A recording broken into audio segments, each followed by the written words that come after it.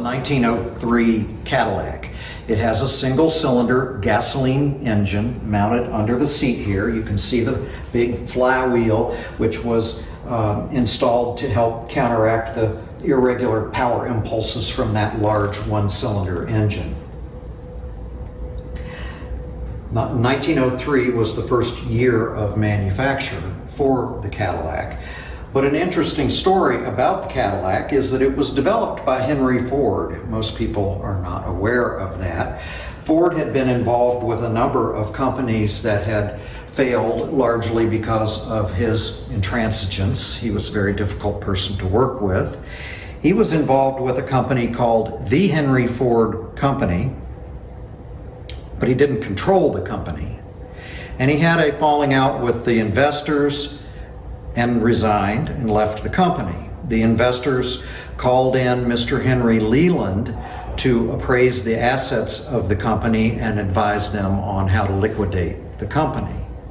Leland had gotten his start in Massachusetts working for Colt, the firearms company. It was the gun manufacturers who were the early adopters of the idea of precision manufacturing and parts interchangeability, which would really be the foundation for the modern automobile industry. Mr. Leland had moved to the Detroit area and established a machine shop called Leland and Falconer, which made engines and gearboxes for the Olds Motor Works and other car companies. He was very highly respected,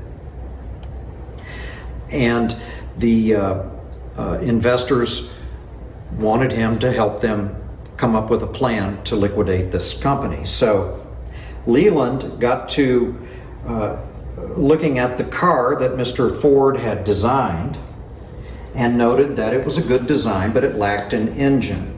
Leland had an engine that he had originally designed for Olds, but the Dodge brothers undercut Leland on the pricing for those engines, and so Olds bought the engines from the Dodge brothers. Leland had an engine at Leland and Falconer. The Henry Ford Company had a car.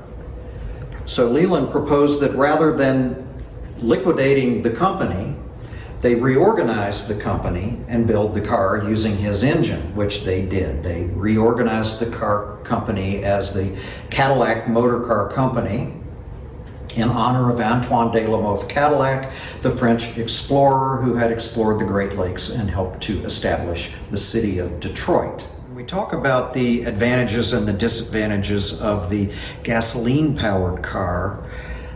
We have a car that's more complicated mechanically than the electric car or the steam-powered car. This car requires a transmission to get the power down to the ground. The other two did not.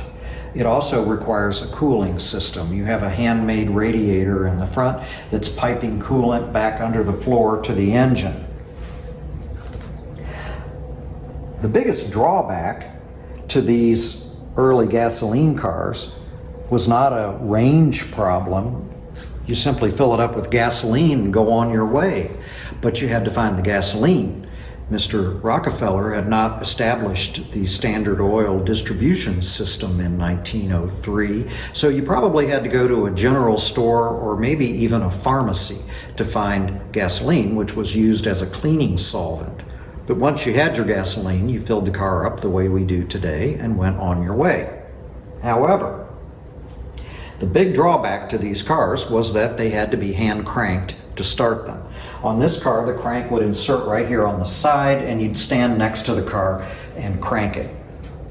This control is the spark advance, which must be manually retarded before you can start the engine. Today's cars, the spark advance is automatic. You don't even have to think about it. But on these early cars, you had to adjust it manually, and a lot of people forgot to do that to their peril. Because if you start cranking the car without setting the spark advance properly, the car can backfire, which will whip that crank backwards on you very violently, and a lot of people were injured. The most common injury was a broken thumb because people would grab the crank and wrap their hand around it, which you're not supposed to do. And if the if the car backfired while you were doing that, it would about rip your thumb off.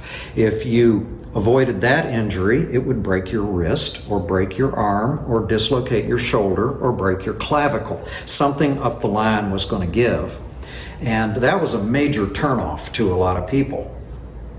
A gentleman who worked at Cadillac with Mr. Leland was killed after he helped a lady start her car. They didn't set the spark properly. The car backfired. The crank hit the gentleman in the face, broke his jaw, and he contracted pneumonia and died from the injuries.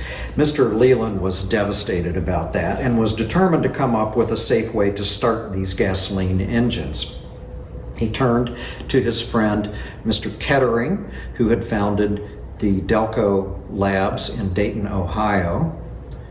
And he asked Mr. Kettering if he could come up with a way to safely start a gasoline engine. Kettering did. They introduced it on the 1912 Cadillac, then they made the technology available to all the other car companies, and that is when the gasoline engine became the dominant power source, and your steam cars and your electric cars faded away.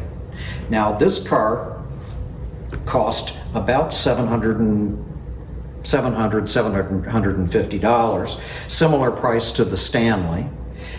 It wasn't until a few years after this car was made that Cadillac started to go after the luxury end of the market. But they always had a reputation for quality, reliability, and ruggedness. They're very fine little cars. It's a kind of a vehicle that would have appealed perhaps to a doctor who was being called out of bed in the middle of the night to go tend to sick patients. He might have shelled out the $750 to buy the car in order to not have to hitch up his two horses to a sulky and go through all that in the middle of the night.